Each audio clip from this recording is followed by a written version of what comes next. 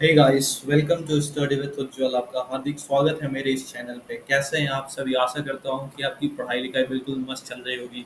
कल से थोड़ी सी न्यूज़ आ रही है एसबीआई क्लर्क के बारे में, उसी के बारे में थोड़ा सा चर्चा करना है। और मैंने एक मॉक टेस्ट दिया था उसके दोनों के बारे में। तो पहले एसबीआई क्लर्क के बारे में हम लोग चर्चा कर देते हैं कि एसबीआई क्लर्क में जो आकाश यादव सर हैं वो, और ऐसा नहीं बोल रहे हैं कि वो पोस्टपोन हो गया, जबकि उनकी न्यूज़ 100 पर 99% टाइम तो सही होती है। क्योंकि थोड़ा सा उनका लगता है कि मतलब कनेक्शन है जो एग्जाम कनेक्टिंग बॉडी है उसके साथ। तो मुझे लग रहा है, लेकिन उन वीडियो को उनका अगर हम लोग ध्यान से देखा जाए तो वो बार बार कह रहे हैं कि शायद शायद मतलब हो भी सकता है, नहीं भी हो सकता है। तो हमें बिल्कुल उदास नहीं होना है, हमें डेली बेसिस पे प्रैक्टिस करनी ही करनी है। अगर एग्ज़ाम पोस्टपोन होता भी है 2 से ढाई महीने तो कोई दिक्कत नहीं है। हमारे ऑलरेडी पास आरआरबी के नोटिफिकेशन आ गए हैं, जो कि अभी मई में नहीं, जून में उनके नोटिफिकेशन आ ही जाएंगे। अगस्त में उनका प्रीलिम्स का एग्ज़ाम है। तो हमें डीमोटिवेट नहीं होना है, हमें तो और खुश होना चाहिए कि हमें थोड़ा सा पढ़ाई करने का मौका मिला है।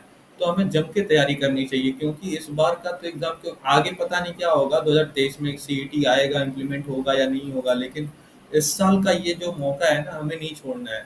तो उसी में बस एक आपको मोटिवेशन देने के लिए, और मैंने अपनी प्रैक्टिस नहीं छोड़ी है। मैं आपको बता दूं, मैं डेली प्रैक्टिस कर रहा हूँ और आपसे उम्मीद करता हूँ कि आप भी प्रैक्टिस कर रहे होगे। तो मैंने आज एक मॉक टेस्ट दिया। ये एसबीआई का तो नहीं है, लेकिन आरआरबीज का है। मैंने ओले बोर्ड से मॉक टेस्ट दिया था, और इस मॉक टेस्ट से ये भी सीखने को मिलेगा आपको कि जो हम लोग मॉक टेस्ट देते हैं ना, कि उसमें हमारे स्कोर कम आते हैं।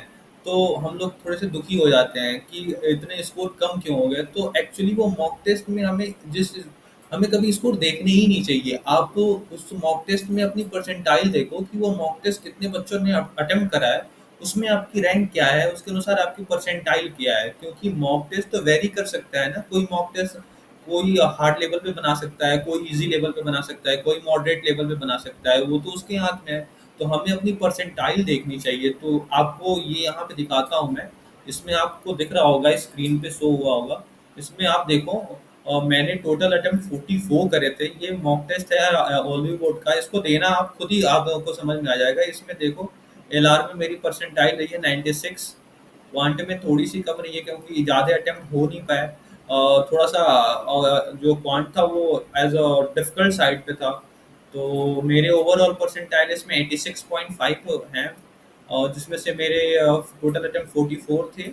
42 सही हैं, और दो बाई मिस्टेक गलत हुए, एक रीजनिंग में और एक क्वांट में कैलकुलेशन, मतलब सिली मिस्टेक कह सकते हो। तो मेरे नज़रिए से वो अगर सिली मिस्टेक नहीं होती दोनों जगह, सिलॉक्स में एक थोड़ा सा हुआ है जिसमें, तो सिलॉक्स में भी वो आप देखना। तो उसमें सिलॉक्स में ऐसा दिया था कि विच कंक्लूजन डजेंट फॉलो, ऐसा कुछ दिया था। तो इसकी वजह से थोड़ा सा हो गया है। तो मतलब ये जो मॉक टेस्ट था इसका लेवल डिफिकल्ट साइड पे था, मतलब मॉडरेट टू डिफिकल्ट कह सकते हैं।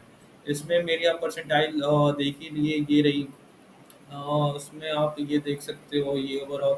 और इसमें आपकी स्क्रीन पे ये शो हो रहा होगा, जस्ट वेट अ सेकेंड।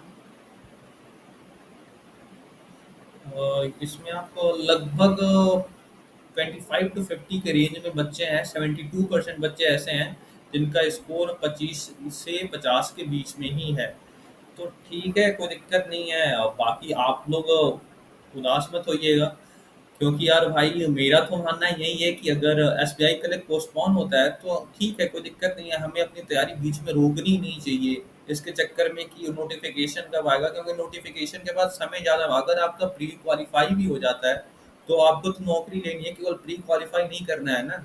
तो आप मेंस के लिए भी तैयारी कर रहे हो, तो आपके लिए एक मतलब आप समझ लो कि एक गोल्डन पीरियड मिल मिल जाएगा अगर पोस्टपोन होता है तो। नहीं तो फिर बाकी अगर नहीं होना होगा तो ऑन द टाइम, जो आपको पहले से पता है, जुलाई में प्री और अगस्त में मेंस, वो तो पहले से ही है।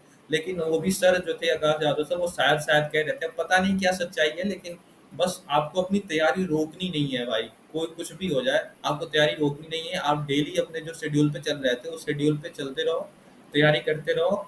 और बाकी यार भाई, all the best for your exam. तब तक के लिए मिलते हैं, बाय बाय। आगे मिलते हैं आपसे एक दूसरी नई वीडियो।